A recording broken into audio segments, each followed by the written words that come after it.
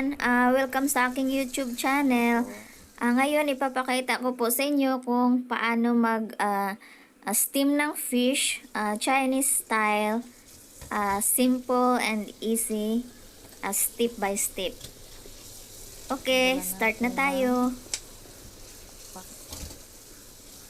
Hugasan lang po natin ng maigi yung isda na walang matitirang pula-pula, at saka i-cut din natin yung mga galamay para malinis tingnan.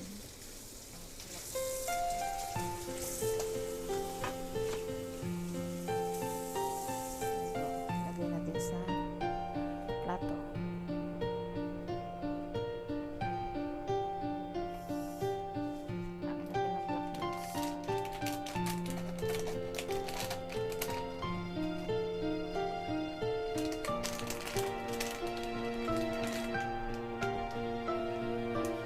Mag-prepare po tayo ng black beans,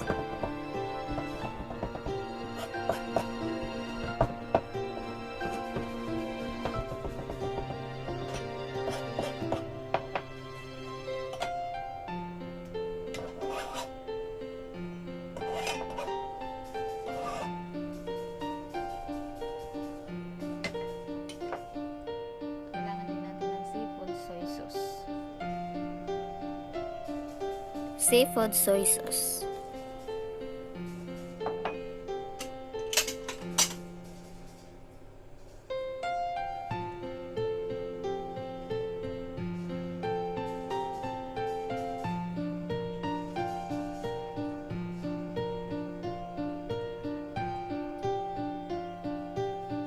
Depende po sa inyo kung ilang pirasong garlic. Sa akin, 2 piraso lang. Garlic.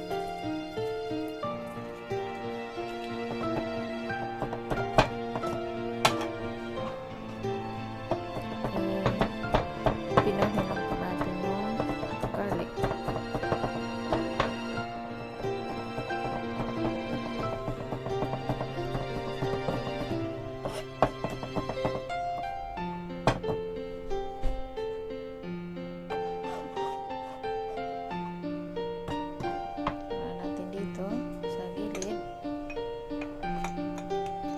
Kailangan din po natin ng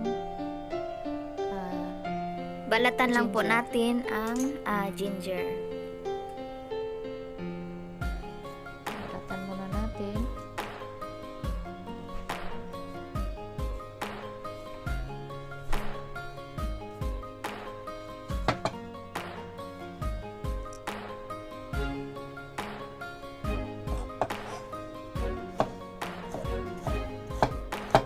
I-slice lang po natin ang ginger ng medyo pahaba.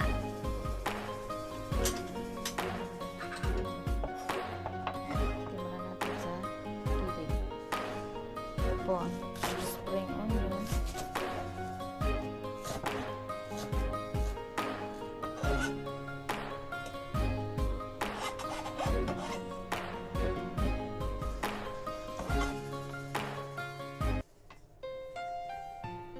Yan na po yung ating black beans, seafood soy sauce, garlic, spring onion, at saka ginger. Gawin na po natin.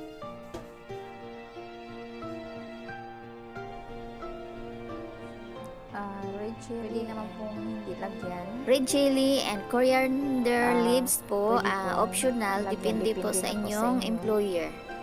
Minsan kasi ayaw po ng employer na sobrang bango at maanghang.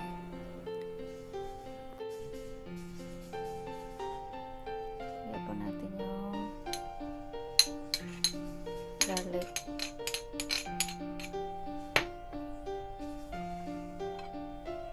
Tapos I-mix lang po natin lahat bago natin i-steam ng 15 minutes. tapos yung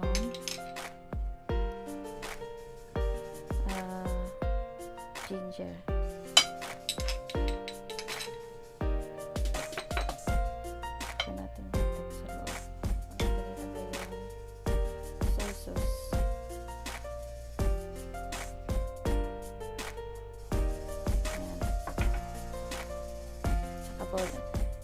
ready to steam. Steam na po natin siya ng 12 minutes.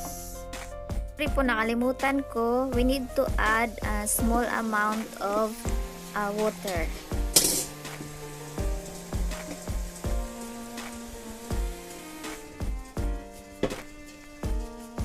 Steam. Start na tayong Ito, mag-steam. i-open na natin yung ating fire. Turn on the fire a bit higher. At saka pag kumulo na siya, at saka na natin medyo Yan po, i-open na pahina-hinaan. natin ang ating fire. Ilagay natin sa timer na 15 minutes. Yan. Start na po tayo. Tapos, lagay natin sa number 8. Para 12 minutes lang po, 12 minutes. Lagyan natin ng timer. 15 minutes pala, 15 minutes. Sorry. Timer. Yun. 15 minutes. Yung timer natin. Ayan.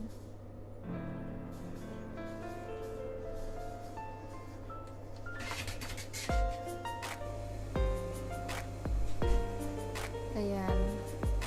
1 minute na lang. Ayan natin. Yun. Na siya. 1 minute na lang. Ayan. Magpainit na tayo ng mantika.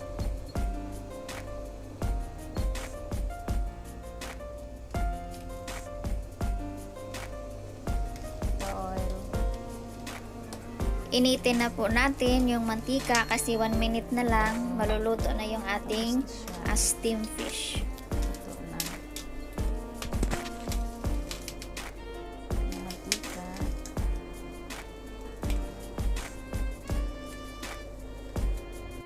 Mamaya po, pag naluto na, saka na natin ilagay itong spring onion. Konting oil lang.